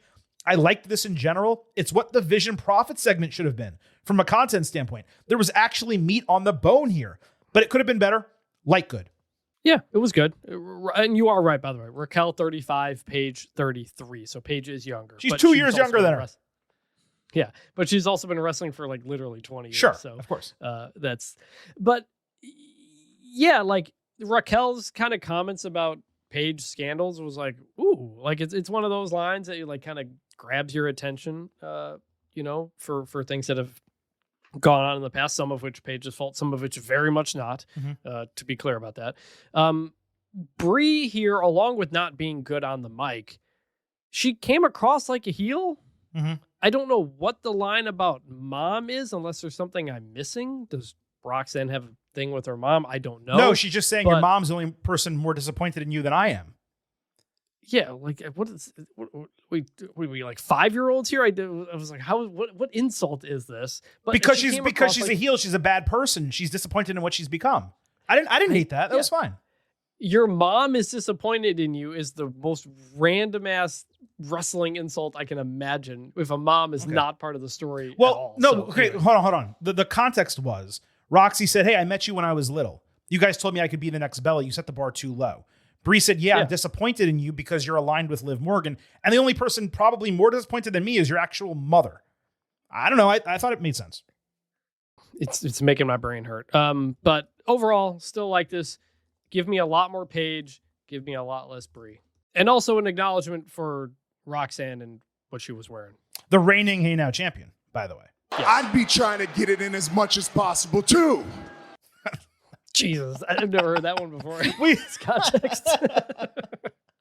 I've played that drop. I've played that drop a few times. You've definitely heard it before, but it's always very funny because it is completely out of context to what he was trying to say. My most substantial takeaway from these segments on Raw is that Liv still does not have any semblance of a title challenger now a full month after WrestleMania. And this is coming after her last title reign, where our chief complaint was that she barely defended the championship. Meanwhile, Bayley and Lyra Valkyria, they're nowhere to be seen after losing 2 weeks ago. I'm not sure why one of them could not have been bubbled up as a May title challenger at Saturday night's main event at a minimum, especially Bayley, considering how often she loses. This Raw division is super thin, by the way. The only other women not involved in something right now, you have Bayley and Lyra, Ivy Nile, Maxine Dupree, and Natty. That is the entire list. I don't understand why Blake Monroe is going to be on SmackDown. They have so many women over there. They just introduced, turned 5 of them into heels when you consider the baddies with Jade Cargill. Blake should be on Raw. WWE cannot go through Clash in Italy at the end of this month without Liv being involved in something substantial. But as of right now, it seems like that's the trajectory. Yeah, I guess, because it is. She's just kind of hanging around. It's weird. Pierce backstage was trying to make sense of El Grande Americano Original and Los Americanos Hermanos, despite them, already wrestling on his show last week. Liv and Dominic Mysterio interrupted, which bothered Original, who said they had serious lucha business to conduct. Dom dissed him as a fake luchador, and after it got heated, Pierce not only put them in a match together, he decided the AAA Mega Championship would be on the line too. Los Garza then approached Pierce, hoping to speak with him about an opportunity. I always enjoy when storylines cross-pollinate and converge with one another.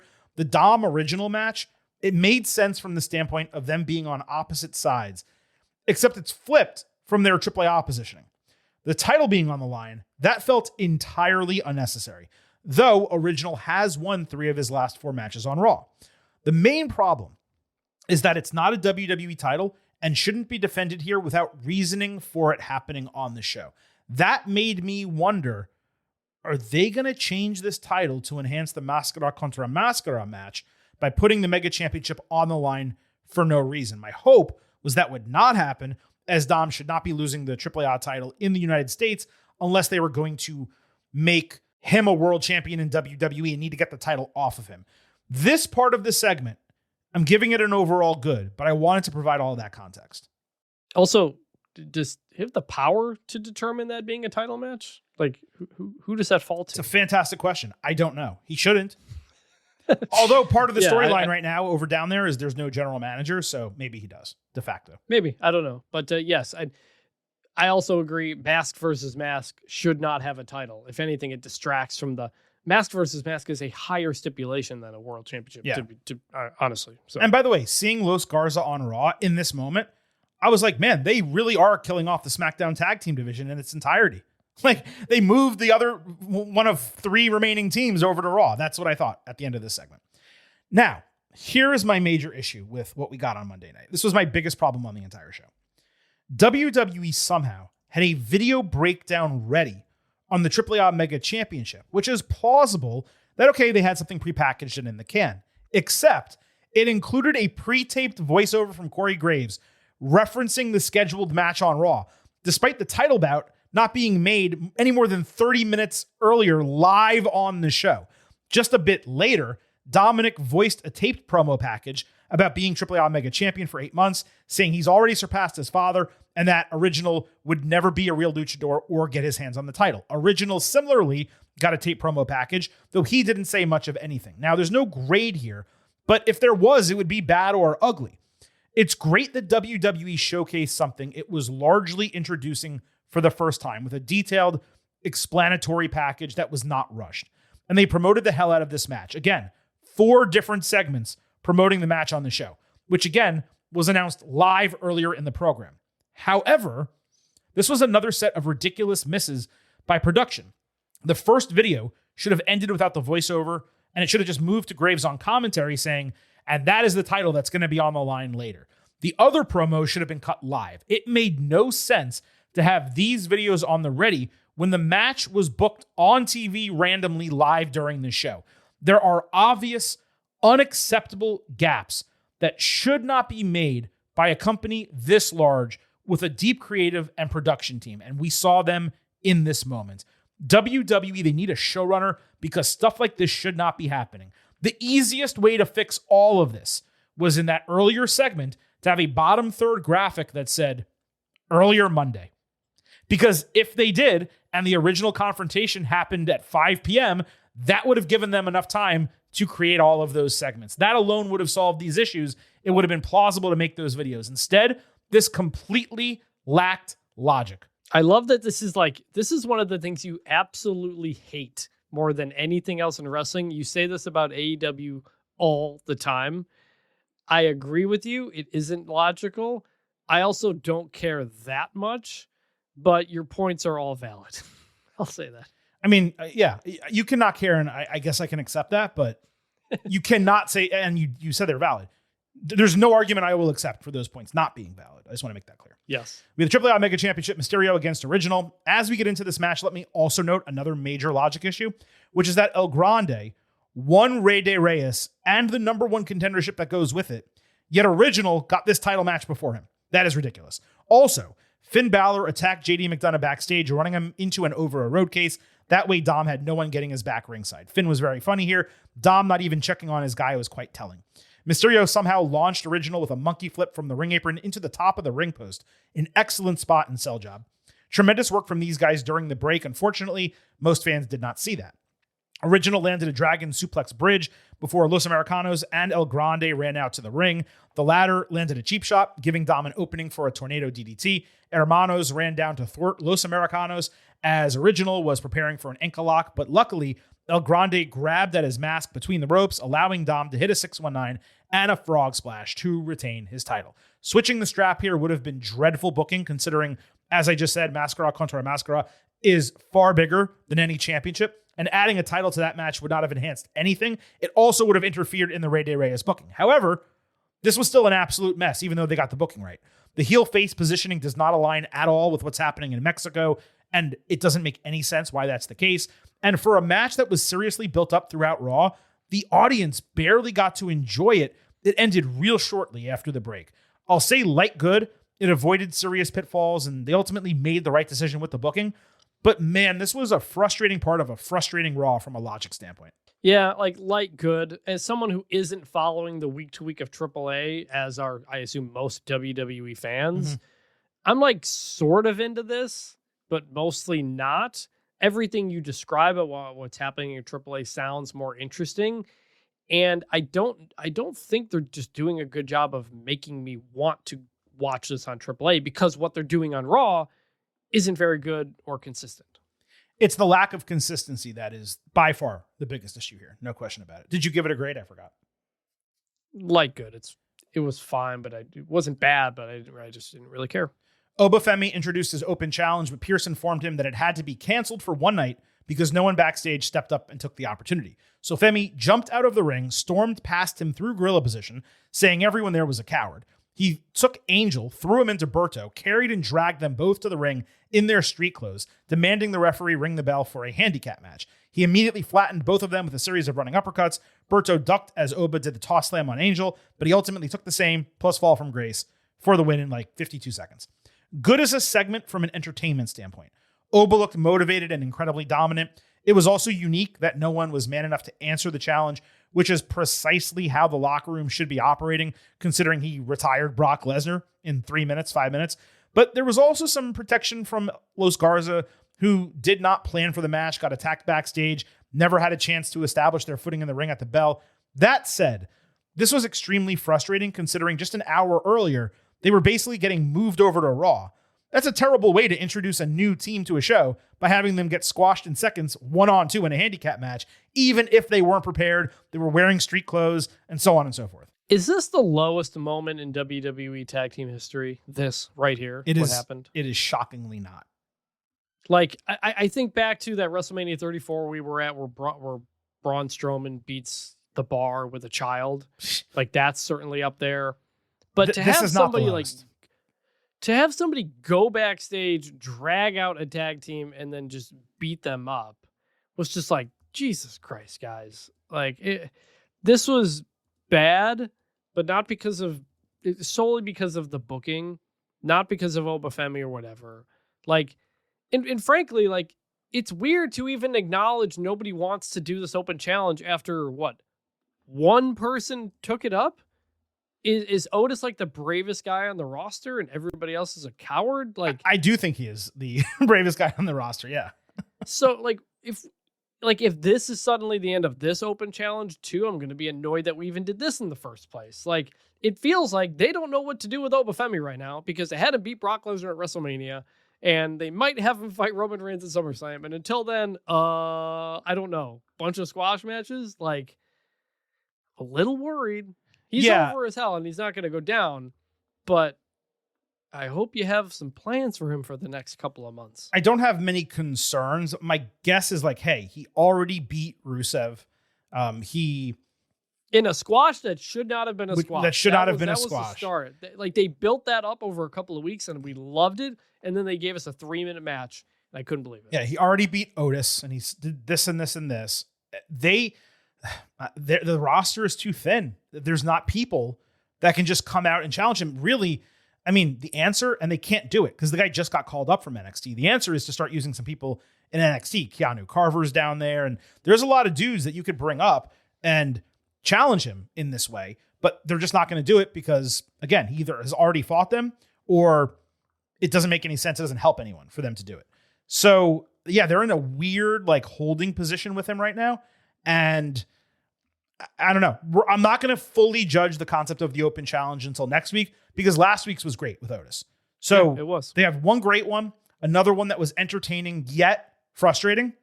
So what is that going to mean in week 3? Now, for anyone wondering, as far as I know, Los Garza were not released in the round of cuts. WWE, they wanted to use them. Cross TV, they wanted to use them in AAA. However, it is quite possible they asked for their release on the back end of it, and maybe it was granted. Otherwise, I'm not sure how to make sense of what happened on Raw with them. We'll see if they're on TV next week and going forward. Oba's best work Monday night, by the way, came through a social media promo that was not aired on broadcast because WWE loves hiding character work off of TV for some reason. Here is that promo. Everyone, a coward. All of you backstage, cowards. All the boys, cowards. Test yourself. Find your fate. Realize your destiny. Step up. Do something. No one is doing anything. And that's the problem. That's why you are where you are. And that's why the ruler is where he is. That's great. And that should be his reaction coming out of this segment. Hey, all of you are cowards. Someone step up and fight me. But you don't get that on incredible. TV. That he just told a story right there. Right. Like, that's the story that everybody's scared of him. And I didn't see this because, like you said, social media or whatever. Like, how is this not on the show? For all the improvements WWE has made in its show construction, it still does not realize that the product needs to be treated like a living, breathing organism. They went through gorilla position 3 different times on Monday night. All of them were boring, but they can't stick with a dominant guy like Oba charging out of the ring after squashing 2 dudes so that he could say this live to people on Netflix. Like, you know who also agrees with me on this? Cody Rhodes. Yeah. Who, his interview with Kit Wilson, at some point in the episode, he talks about how, like, there's so many things that WWE does now, but he's a guy who he just watches the show. Like, that's where you need the important things to happen. And so there's so many times where this development doesn't happen on TV, and most of us don't know it or respond to it. Yep. Like, everything that happens on social media should just be extra. Instead, it's often the better stuff. Often, yeah. Penta called out Ethan Page for talking about his Intercontinental title last week, reminding that he's a fighting champion, daring Page to talk shit to his face. Ethan said Penta was audacious for saying as much, considering he paints his face and hides his identity behind a mask. Page claimed a number 1 contendership, given he pinned Penta last week. He assumed the champion was afraid. Obviously, that was not the case. Page in a suit noted that he was not ready to compete that night, telling Penta that he was not going to treat the historic title with the same irreverence that Penta has been. It's deserved a lot more. He challenged him for Saturday night's main event. Just as Penta was about to accept, Rusev reminded they both won that match as heels. Page comedically agreed with him, putting words in Javon Evans' mouth, saying he told Pierce that Rusev did not deserve the shot. So Evans sprang to the ring, called him a liar, though he agreed that Rusev can't beat him. Page shoved Javon into Rusev and battled Penta with the faces dancing at the end. During the commercial break, Pierce made it a singles match. This was rolling along real well with just the primary parties, Penta and Page, but Rusev was extremely rough on the mic, and Evans wasn't given much time to say anything. The Penta-Ethan booking is great to continue Page's debut push. Placing that match on Saturday night's main event was the right call. Ultimately, the segment gets a good. I really just needed them too. I didn't need Rusev and Javon. I understand they were building a match. Yeah, I agree with that. Ethan Page is really, really good on the mic. Been saying it. Like, he is so unbelievably comfortable where everything he says feels natural. It doesn't feel like he's cutting a promo.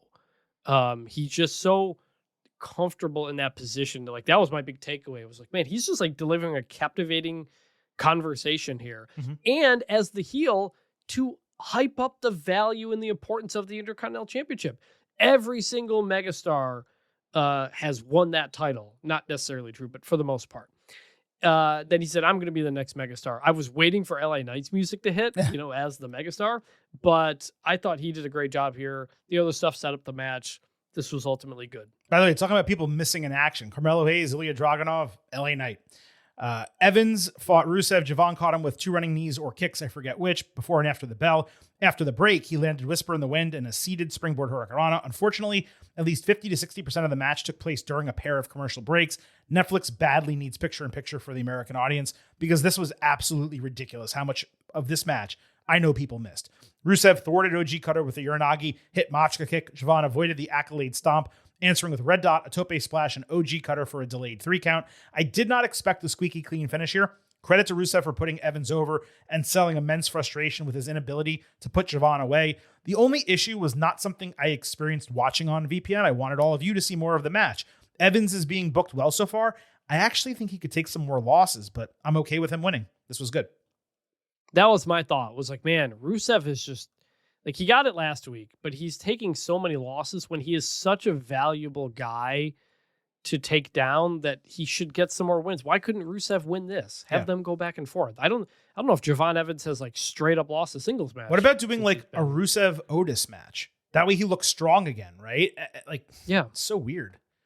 So anyway, but still, for what it was good. United States Championship, Tiffany Stratton against Kiana James. Chelsea Green sent in a social media video wishing Tiffy luck, despite being bedridden from her heart surgery. James went after Stratton's knee early. Tiffy rallied with her handspring back elbow and a handspring stunner, basement dropkick chaser to that. Kiana answered with a really strange cartwheel kick and half of a Death Valley driver, but she went shoulder first into the ring post before Julia distracted, interfering in James' counter cover. Stratton knocked Julia off the ring apron, landing a back elbow, rolling senton, and prettiest moonsault ever to retain the title. This paled in comparison to the Tiffy-Julia match a couple weeks ago, which was great, but it did succeed in creating momentum from Tiffy and to wedge drive the heel relationship, which now legitimately seems like it might mercifully be over soon. Got a decent amount of time. A few more minutes would have been nice. Good. Yeah, this was a pretty good match. Like, this is a lot better than what I expected, so good on everybody involved. Blake Monroe got a third vignette, this one with fresh content for the first time, I believe. She made herself up in a mirror, talked about making everything hers. This was better than the last 2 weeks for sure. Still way too short and vague to say it accomplished much of anything. I have a weird feeling she's not going to be on SmackDown for like 2 more weeks. She really needs to be on it Friday. Veer is coming. Vintage had a bounce for a meeting, but Silver King will take us the rest of the way. Only a couple more left. Ricky Saints fought Matt Cardona. Saints backstage in an awful suit. Confronted Aldis following his debut, angry that he's been downgraded from QB1, Cody Rhodes, to QB4 as an opponent. Cardona shot back at him a little bit. Ricky did get a nice pop from the crowd when he first appeared, and he was more on point with his entrance on Friday. Cardona landed a Rough Rider late into the match, but Saints answered with his Revolution DDT and Rochambeau for the win. There was a fan fight or something during the match. Someone got kicked out of the arena. I confirmed it was someone in attendance. So the crowd was distracted from the match and the finish, which was super unfortunate. Not much of a reaction at the end. That's some bad luck 2 weeks in a row. Awful crowd in Tulsa and then a distracted crowd here. I'm going with a bad simply because it was a relatively heatless, random match that hardly accomplished anything. There was nothing wrong with it in a serious way, but there wasn't even a reason for Saints and Cardona to be fighting. Keys backstage was furious, coming across Solo Sikoa, who said Royce was just in the wrong place at the wrong time last week. The attack wasn't intentional, but there's a place in his family for him if he wants it. That was before a Damian Priest versus Tala Tonga match. Priest asked Truth to stay backstage because he's hurt, and Priest understands the numbers game he's going up against because he has experience from Judgment Day. They also had an emotional moment of respect and friendship, probably for the first time. Oh, we got 2 big meaty men bumping me tonight. Priest landed basically 5 consecutive roundhouse kicks with a bell clap for good measure. He also booted Solo in the chest while seated in a desk chair and had a flying clothesline on Tala. Tama ran out to distract the referee, flipping the momentum. Fans chanted for and received a Truth save, but Priest had to save his guy by throwing Solo into Tama, telling Truth this was why he didn't want him ringside. Tala took advantage and landed a chokeslam for the win. MFT appeared poised to attack after the bell, but Keys did come out to even the sides. Big meaty man slapping meat. That's what I want. Normally a segment like this would get a bad, but you know what? That's what saved it. The meat on meat action. There's a lot of beef out here. And besides that, the fact that this was used as character development and storytelling, not just between the champions, but the heels and Keys, that was a bonus, and it was much better executed than usual. It now seems obvious that Tama and Tala are staying. As I said months ago, they plus Solo are the three who made sense in what is now a group, no longer a faction. The match was solid with some nice big man spots, so a surprising good for me here. We then had Royce against Tama because later backstage, Tama was angry at Solo, saying Keys was a problem they needed to handle. Sikoa disagreed, calling him a solution for their family, but Tama said Keys embarrassed them and he wanted to handle business, hence the match. Royce did a world's strongest slam into the ring apron, only to get avoided firmly into the steel steps. As Keys was dominating, Sikoa held back Tala from helping because Tama said that he got the match on his own and wanted to fight him. Moments later, Royce beat Tama with the ultimate spinebuster. Shinsuke Nakamura later backstage shared his disappointment with Tama still being part of MFT. Tala interrupted and threatened him, so Nakamura said something in Japanese. Nothing wrong with this per se. A win for Keys was important. Fans were into him. I believe he was in 4 to 5 different segments on SmackDown, which is huge. Getting Nakamura back involved was important to keep my interest. Now I'm wondering, do we have Shinsuke Tala? And then do we have something with Shin and Tama on the back end? This gets a light good. But again, one of the huge positives from SmackDown on Friday night was Royce Keys being all over that show. I do like the way he is being utilized. So look, let's wrap up this edition of the Getting Over Wrestling podcast. I did watch AAA over the weekend, but I'm going to throw that into Thursday's show. There was nothing hugely important that happened, especially as it pertains to the main roster of WWE. So we will cover that on Thursday, along with NXT, AEW, and any extraneous WWE items that we may have to open the show with. I'll let you know later in the week whether Vintage will be part of that program. On the way out of this episode, though, allow the Silver King to remind you that the Getting Over Wrestling podcast It's all about the five. So head over to Apple Podcasts and Spotify. Leave a 5-star rating on Apple. Take a little extra time.